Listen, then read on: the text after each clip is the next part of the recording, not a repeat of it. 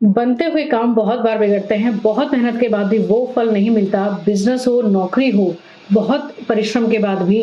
Finance की बात करें या परिवार में सुख की बात करें, सभी चीज़ों की कमी रहती है। प्रशंसा जीवन में कम है, सुख की कमी कहीं न कहीं जीवन में हमेशा महसूस होती रहती है।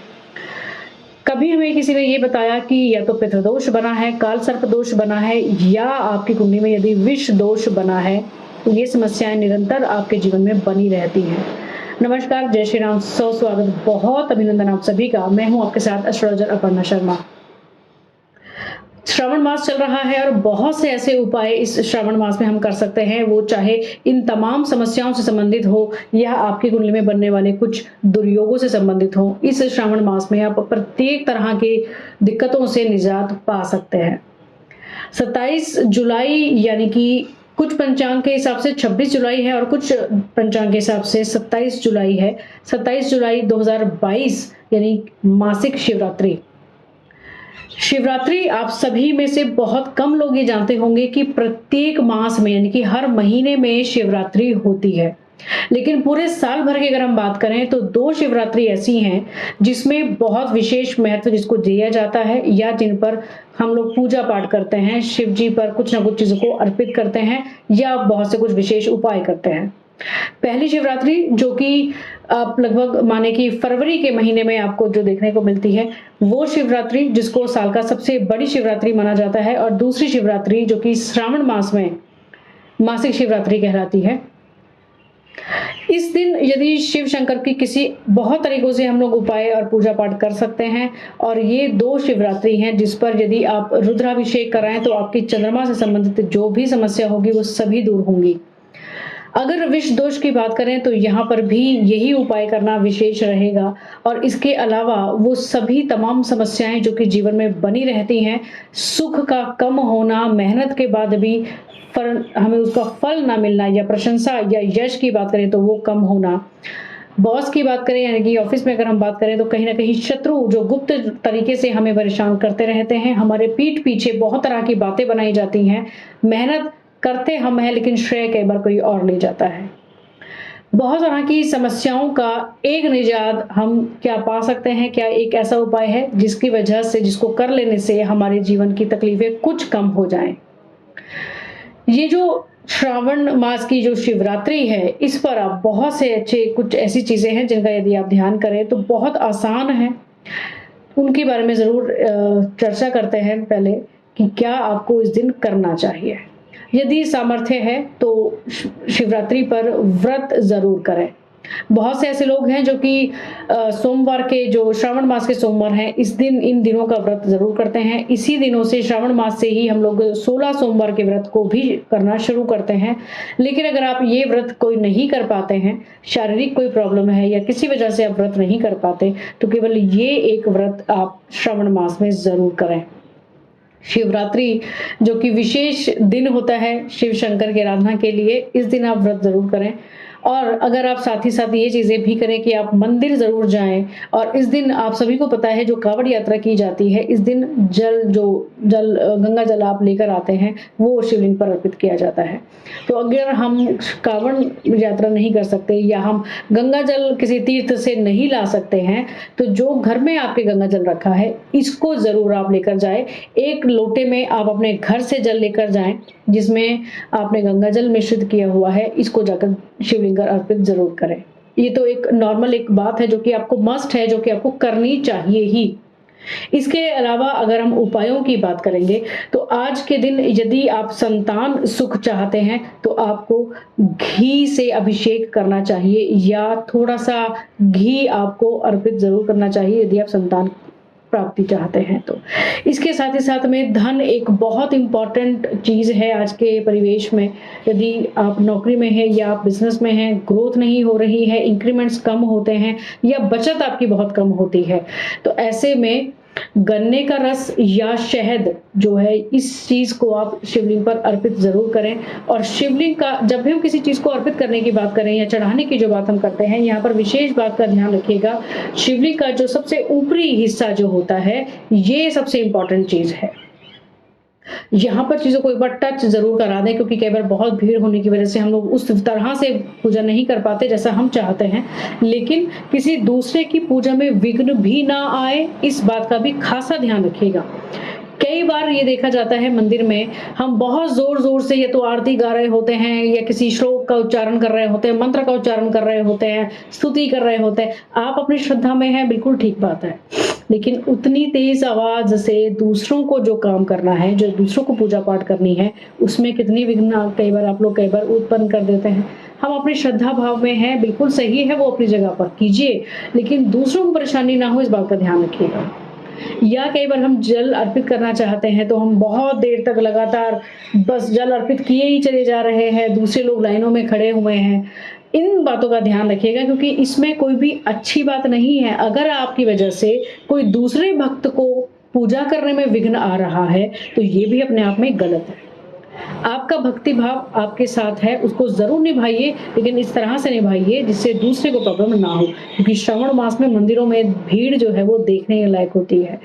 तो खैर, दूसरा जो उपाय है वो हमारा धन से संबंधित है, जहाँ पर गन्ने का रस या शहद आप शिवलिंग पर अर्पित करें। इसके साथ-साथ बहुत सारी समस्याओं के लिए पंचामृत आप घर से बनाकर लेकर जाएँ और ठीक-ठाक क्वांटिटी में हो, और इसको आप शिवलिंग पर अर्पित कीजिए। जैसे पंचमुखी रुद्राक्ष होता है, इसी तरह से पंचामृत जो है वो आपको हर तरीके से सुख देने में सक्षम है, या कहा जाए तो आपकी सुरक्षा करने में सक्षम है। अगर आप किसी रोग से पीड़ित हैं, यदि कोई ऐसी प्रॉब्लम है जो पिछले कुछ समय से आपके साथ चलती आ रही है, या घर में नकारात्मकता बहुत ज़्यादा है, कोई ना कोई कलेश इत्यादि घर में रहता ही है, या बात करें कोई ना कोई एक के बाद एक बीमार होता रहता है, या बहुत सेंसिटिविटी है नेचर के अंदर, ऐसे में आप दूध ज़रूर अर्पित करें शिवलिंग के ऊपर, और जो भी मन में इच्छा हो आपकी, उसको ज़रूर, उस भाव को मन में उस समय में ज़रूर रखें।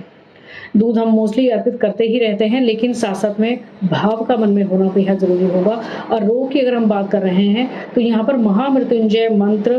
के साथ आप दूध अर्पित करें। और सबसे अच्छी बात और भी रहेगी कि दूध को अर्पित करने के बाद वहीं 5 मिनट शिवलिंग के पास बैठें और महामृत्युंजय मंत्र का जाप आप लगातार कर सकें, तो बहुत ही अच्छा, जितना ज़्यादा से ज़्यादा आप कर सकते हैं, उतना ज़्यादा करें। धन के लिए ही जबकि एक से कहीं ज़्यादा के जो सोर्स ऑफ इनकम की हम बात करते हैं कि आपका एक से कहीं ज़्यादा सोर्स होना चाहिए, तो इस दिन आप बिल्व जो वृक्ष है, बिल्व वृक्ष को आप घर में किसी आंगन में या ऐसी जगह पर जो कि बिल्डिंग के बाहर हो, यानी कि जो हमारा एग्जैक्टली जो दरवाजे के अंदर जो मेन एंट्रेंस है हमारी, उसके बाहर के तरफ में जो कंपाउंड होता है या जो आपका आंगन होता है घर का, यहाँ पर आप बिल्व वृक्ष को स्थापित जरूर करें। और रोजाना इसी दिन से शुद्ध देसी घी का दिया रोजाना रात के समय में अर्पित करें, और श्री सूक्त का पाठ इस दिन से करना आप बिल्कुल शुरू कर दें। इसके साथ साथ और भी कुछ ऐसी चीजें रहेंगी जिनका हमें ध्यान करना जरूरी होगा। शिव स्तोत्र का पाठ करना, शिव स्तुति का करना, या शिव जी की किसी भी मंत्र को जो आप आसानी से उच्चारण कर सकते हो, इसका करना आपके लिए बेहद जरूरी रहेगा। एक खास उपाय जो कि धन से ही संबंधित है, या कहा जाए तो जब हम इंक्रीमेंट की बात करते हैं, या ऐसी कोई मनोकामना जो बहुत प्रयास के बाद भी हमारी पूरी ना हो पा रही हो, खास तौर से ही संबंधित रहेगी आपके सोर्स ऑफ इनकम से, चाहे आपका बिजनेस हो या आपकी नौकरी हो। ऐसे में जो काली कौड़ी होती है, जो कि भगवान नारायण को, भगवान विष्णु को बहुत प्रसन्न करने के लिए बहुत अच्छी, उनको प्रिय चीज है, ये है काली कौड़ी। जो कि कौड़ी आपने कई बार देखी सुनी होगी, जो माँ लक्ष्मी पर अर्पित की जाती हैं, और ये माँ लक्ष्मी का स्वरूप मानी जाती है। और इसी काली कौड़ी को 5 काली कौड़ी आप लें और शिवलिंग पर अर्पित करें, और कुछ देर वहां रहने के बाद, उनको वहां रखने के बाद, उन 5 कौड़ियों को आप एकत्रित कर लें और किसी छोटे लाल कपड़े के अंदर उसको बांधकर अपने तिजोरी में, जो भी आपका गल्ला है, आपका पूजा घर है, या जहां पर भी आप अपने धन को, पैसे को रखते हैं, यहाँ पर इन 5 काली कौड़ियों को रखें।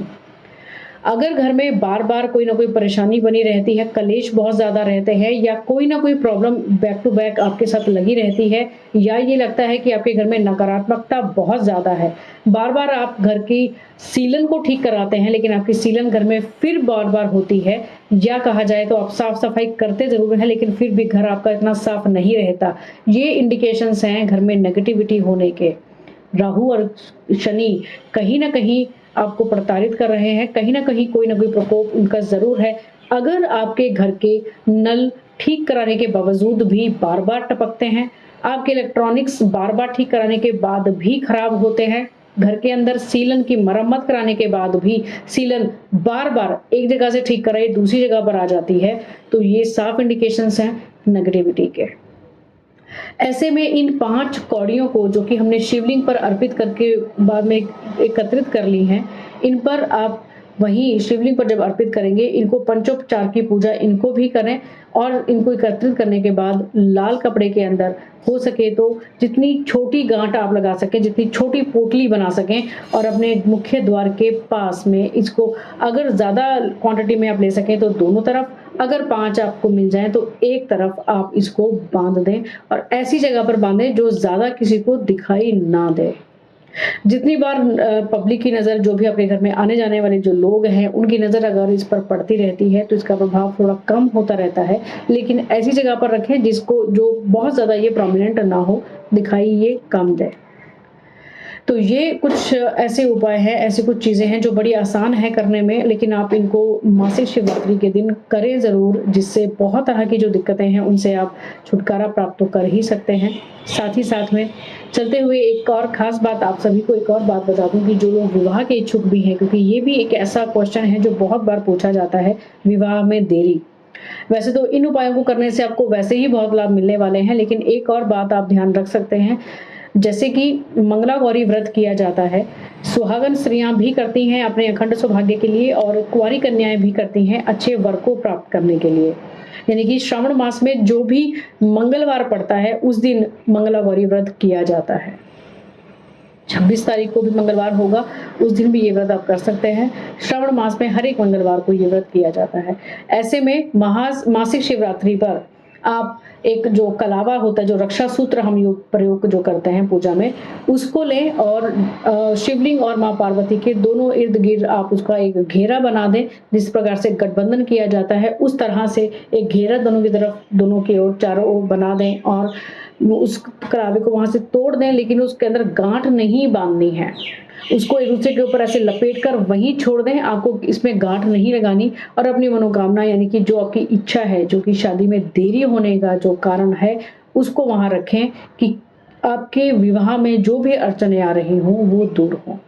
ऐसे में जो लड़कियाँ हैं, जो कन्याएँ हैं, इनको माँ गौरी को सिंदूर और ख़ास तौर से जो श्रृंगार की पूरी सामग्री है, जो चुनरी है, ये ज़रूर अर्पित करनी चाहिए और उनसे अपनी प्रार्थना करनी चाहिए कि जैसे माँ सीता को आपने मनवांछित वर दिया, वैसे ही आप पर, हम पर, सभी पर वो कृपा करें। माँ गौरी यानी कि माँ पार्वती, क्योंकि आदि शक्ति हैं, उनको कोई भी चीज़ अर्पित करने से ज़्यादा क्वांटिटी में आपके पास वापस आती है, चाहे वो आपका सौभाग्य हो या आपको मनवांछित वर की इच्छा हो।